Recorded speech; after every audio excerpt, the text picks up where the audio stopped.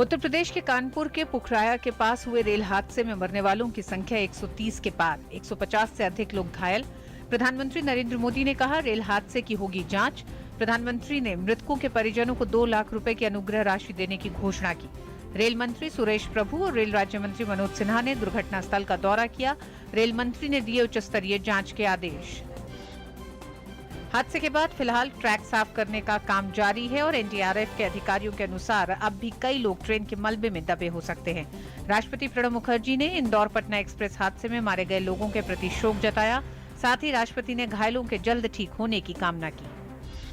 प्रधानमंत्री नरेंद्र मोदी ने उत्तर प्रदेश के आगरा में प्रधानमंत्री आवास योजना का किया शुभारंभ। योजना का लक्ष्य है 2022 तक गरीबी रेखा से नीचे रह रहे लोगों को किफायती आवास मुहैया कराना।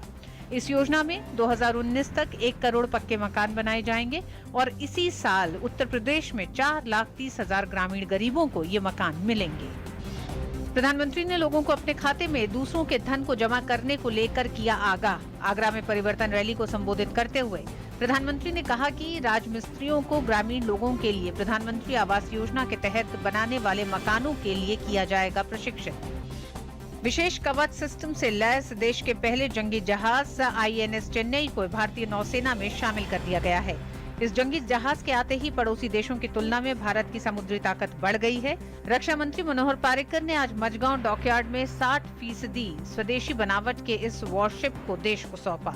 इसकी लंबाई करीब 164 मीटर और 7,500 टन का भार ले जाने में ये वॉरशिप सक्षम है। ये युद्धपोत ब्रह्मोस मिसाइल से लैस है।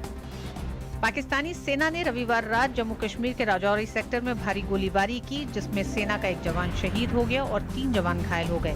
बीएसएफ के हेड कांस्टेबल राय सिंह इस गोलीबारी में शहीद हुए हैं। पाकिस्तान ने बीते 24 घंटे में तीसरी बार संघर्ष विराम का उल्लंघन किया है। भारतीय सेना ने पाकिस्तानी गोलीबारी का मुंहतोड़ जवाब दिया। राष्ट्रपति प्रणब मुखर्जी ने चंडीगढ़ में सीआईआई एग्रोटेक 2016 अंतर्राष्ट्रीय कृषि मेले का उद्घाटन किया। भारतीय उद्योग परिसंघ सीआईआई द्वारा आयोजित 4 दिवसीय इस कृषि कार्यक्रम में इजराइल के राष्ट्रपति रूवन रिवलिन भी विशिष्ट अतिथि के रूप में शामिल हुए। 47वां अंतर्राष्ट्रीय फिल्म महोत्सव गोवा में शुरू हो चुका है। फिल्म समारोह की शुरुआत सूचना एवं प्रसारण मंत्री वेंकैया नायडू ने की। अंतर्राष्ट्रीय स्तर पर विख्यात कोरियाई फिल्म निर्देशक और लेखक इम नून ताई को IFFI 2016 में प्रतिष्ठित लाइफ टाइम अचीवमेंट पुरस्कार से सम्मानित किया गया। इसके साथ ही मशहूर पार्श्व गायक SP बालासुब्रमण्यम को लाइफ टाइम अचीवमेंट पुरस्कार से नवाजा गया।